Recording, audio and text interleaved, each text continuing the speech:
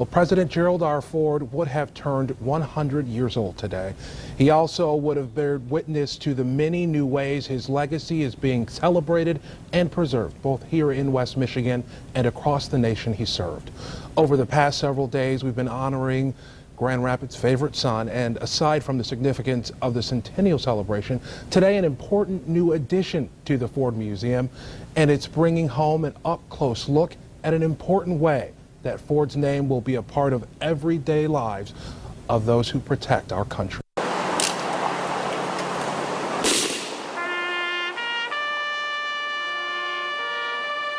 May light perpetual shine upon President Ford and his beloved Betty.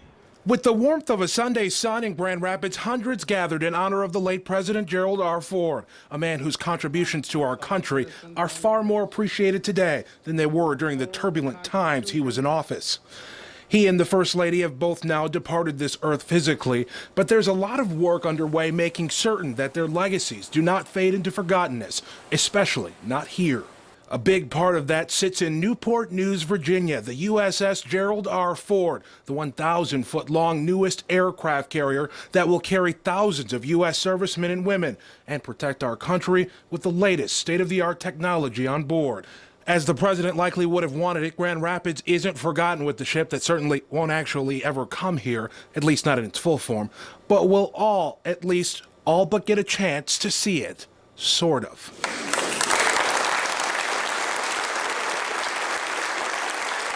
Today, as part of the centennial celebration, a scaled-down version of the USS Gerald Ford was unveiled at its new home in the Gerald Ford Museum. And the first man who'll ever serve as the real ship's captain says they've got it represented to a T. The model's impressive.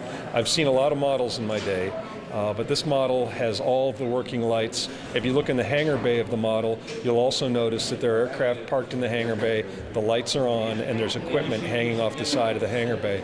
It's as true to scale a model as I've ever seen in my life. Here's Susan Ford Bales, the president's daughter. I think he would be unbelievably impressed with how technology has changed. But today wasn't about the fancy new artifacts, but the not-so-fancy man himself.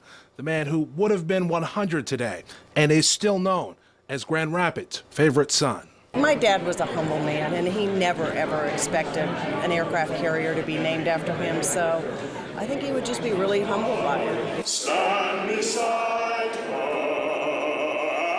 and guide her. And I'll tell you that that model ship really is incredible to see. It is on display now at the Gerald Ford Presidential Museum in downtown Grand Rapids. Now, today was also, of course, significant in that it was 2 years ago today that we all said a final goodbye to the First Lady, Betty Ford.